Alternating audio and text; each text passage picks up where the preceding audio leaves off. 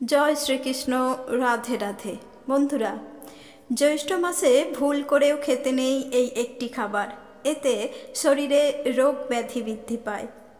বছরের 12টি মাসের মধ্যে জ্যৈষ্ঠ মাস বিশেষ গুরুত্বপূর্ণ। আজকে আমরা জানব এই বিশেষ মাসে কোন কোন কাজ করব আর কোন কোন কাজ করব না। সাংসারিক জীবনে সুখ ও সমৃদ্ধি লাভ করার জন্য আমরা কি কি করব আর কি কি করব না, এবং জানব বিশেষ একটি খাবার যেটি একেবারেই খাওয়া যাবে না। নমস্কার বন্ধুরা, আমার শ্রীকৃষ্ণ কথা চ্যানেলে আপনাদের সকলকে স্বাগত। আশা করি সকলেই ভালো আছেন, সুস্থ আছেন। আসুন বন্ধুরা, আগামী কিছুক্ষণ সময় আমরা একসাথে কাটাই এবং বিভিন্ন তথ্য নিয়ে আলোচনা করি। ভিডিওটি ভালো লাগলে একটি লাইক করে বন্ধুদের মধ্যে শেয়ার করুন এবং কমেন্টসে জয় শ্রীকৃষ্ণ অবশ্যই লিখুন। আর আমার চ্যানেলে আপনি যদি নতুন হয়ে থাকেন তাহলে চ্যানেলটি সাবস্ক্রাইব করে পাশে থাকা বেল আইকনটি প্রেস করুন, যাতে এই রকম নিত্য নতুন ভিডিও সবার আগে আপনার কাছেই পৌঁছে যায়। জ্যৈষ্ঠ মাস বিশেষ গুরুত্বপূর্ণ কারণ এই মাসেই কর্মফল দাতা শনি মহারাজের জন্ম মাস। আর আমরা সকলেই জানি যে মানুষ ভালো অথবা খারাপ যে কর্মই করুক না কেন তার ফল একদিন না একদিন ভোগ করতেই হবে। কথায় আছে, সময় যখন বিচার করে তার কোনো সাক্ষীর প্রয়োজন হয় না। আর সময় বড় অদ্ভুত। মানুষ কোনো খারাপ কাজ করে আপাত দৃষ্টিতে সুখী হলেও কোনো না কোনো সময় তার ফল অবশ্যই ভোগ করতে হবে। শনিদেব যেহেতু কর্মফলদাতা, তাই যদি কেউ ভালো কর্ম করে সে অবশ্যই ভালো ফল লাভ করবে। শনিদেব হলেন হিন্দু ধর্মের একজন দেবতা, যিনি সূর্যদেব ও তার পত্নী ছায়া দেবীর পুত্র। ছায়া দেবী হলেন বিশ্বকর্মার কন্যা সংজ্ঞা দেবীর ছায়া থেকে সৃষ্ট দেবী। এজন্য শনিদেবকে ছায়া পুত্রও বলা হয়ে থাকে। শনিদেব হলেন মৃত্যু ও ন্যায় বিচারের দেবতা যমরাজ বা ধর্মরাজ ও পবিত্র দেবী যমুনার অনুজ ভ্রাতা। শনিদেবকে একজন ন্যায়পরায়ণ এবং কর্মফল প্রদানকারী গ্রহ হিসেবে বিবেচনা করা হয়। শাস্ত্রে উল্লেখ আছে যে কিছু রাশির ওপর তার বিশেষ আশীর্বাদ রয়েছে। এই ধরনের মানুষ কঠোর পরিশ্রমের মাধ্যমে জীবনে সাফল্য এবং সম্পদ অর্জন করে। শনির কৃপায় তাদের ভাগ্যের পরিবর্তন হয় এবং তারা ধনী হয়। শনিদেবের দুটি দৃষ্টি, একটি বক্র দৃষ্টি, অপরটি হলো শুভ দৃষ্টি। শনিদেবের বক্র দৃষ্টি পড়লে 12 বছর তাদের জীবনে ভালো কিছু হয় না। শনিদেবের 7.5 থাকলে 2.5 বছর পর্যন্ত সেই দোষ থাকে। শনিদেবের দোষ থাকলে এই জ্যৈষ্ঠ মাসে প্রত্যেক দিন হনুমান চালিসা পাঠ করতে হবে।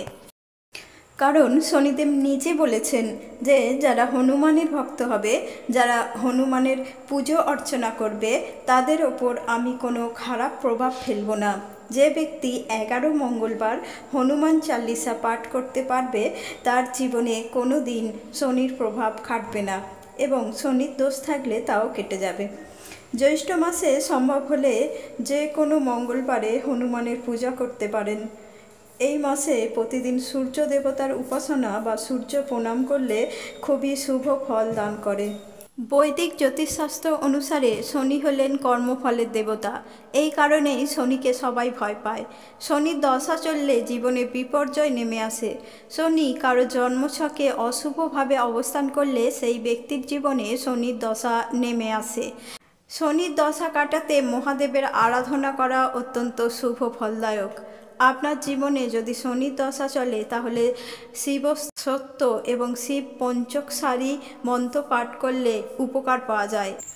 শুভ ফল পাওয়ার জন্য এই বিশেষ মাসে মানুষ এবং বিভিন্ন পশু পাখিকে খাবার এবং জল অবশ্যই দান করুন। বিশেষ করে বিভিন্ন পশু পাখিদের জল দান করা খুবই শুভ বলে মনে করা হয়। এই মাসে প্রভু শ্রী রামচন্দ্রের পুজো করা উচিত। তুলসীতলায় এই গ্রীষ্মকালেই প্রতিদিন জল অর্পণ করা খুবই শুভ ফলদায়ক এবং জল অর্পণ করার সময় এই বিশেষ মন্ত্রটি অবশ্যই জপ করবেন।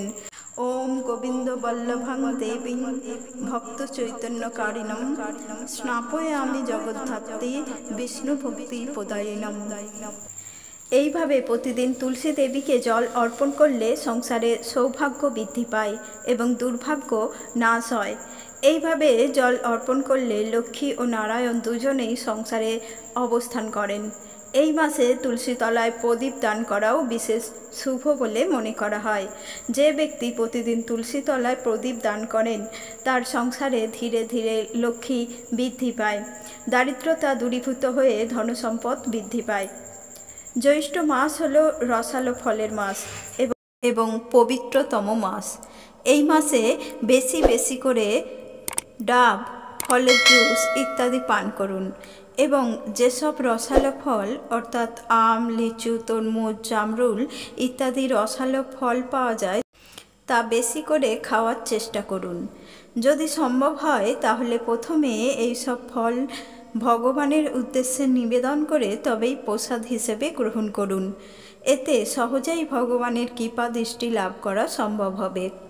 এই মাসে রাজস্বিক খাবার বর্জন করুন। এই মাসে অতিরিক্ত তেল, ঝাল, মশলাযুক্ত খাবার বর্জন করুন। অতিরিক্ত মাছ, মাংস বর্জন করুন। এই বিশেষ মাসের একাদশী, পূর্ণিমা, অমাবস্যা ইত্যাদি বিশেষ কিছু গুরুত্বপূর্ণ দিন এবং মঙ্গলবারগুলিতে নিরামিষ আহার গ্রহণ করার চেষ্টা করুন। এই মাসে বাসি খাবার খাওয়া থেকে বিরত থাকুন।